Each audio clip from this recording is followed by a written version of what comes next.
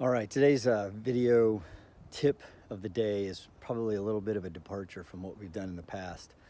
And but what I wanted to do is kind of take you to my backyard. This is my backyard. It's not bad, but when we moved here, um, the these reeds that you can see here were, well up along that tree line there, pretty high, and you couldn't see the ocean. We're really fortunate that we from our back of our house we can see the ocean there, and we kind of like that view. But what it required is for me to buy a kusakariki, which is basically it's a weed whacker with a skill saw blade on the end of it. It's awesome. I call it my kindai budo. If kobudo means ancient martial ways, kindai budo means modern martial ways, because while I could have tried to hack through that with a kama, I decided to get my gas-powered kusakariki and cut through these reeds. But I have to do this about every 2 or 3 months, because as you can see, those things are growing right up, and I cut through these weeds, and I got to tell you, it's challenging.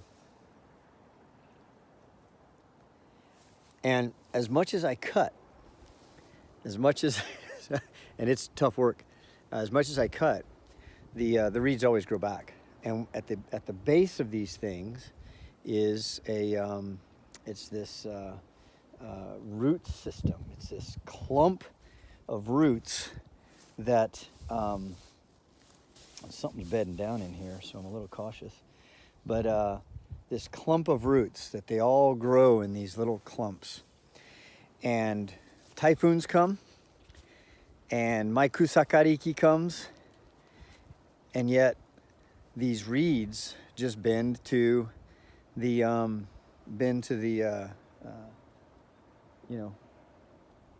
wind. They get cut, they grow back, and I cut them down to the nub, and I always know that I'm gonna have to come back and cut again. So my tip is this, and it's the last day of the Kangeiko here, is that, I think in Okinawa, Okinawans are a product of their environment. It's a pretty harsh environment, hot in the winters, hot in the summers. The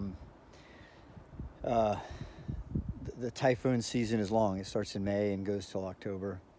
And they're pretty flexible. They're pretty malleable, and as a people, and I think their karate shows the same kind of thing.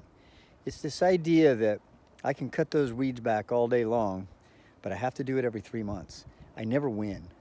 I've never won once, and what I mean by that is I've never had to not come back. I've always had the need to come back, because these reeds, they don't lose, and that's the tip of the day. Regardless of how many times you get cut back, no matter how many times the wind blows your way, then you continue to grow, you continue to train.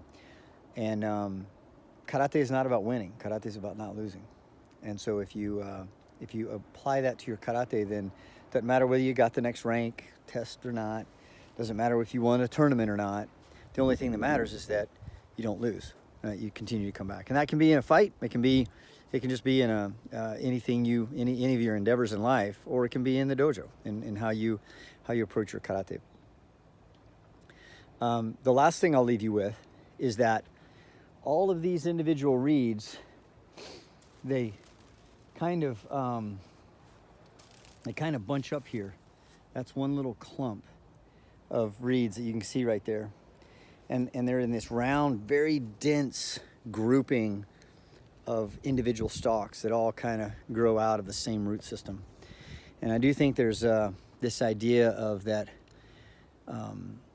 as while we're individuals, when we come together, when our roots are in the same ground, and when they support each other, then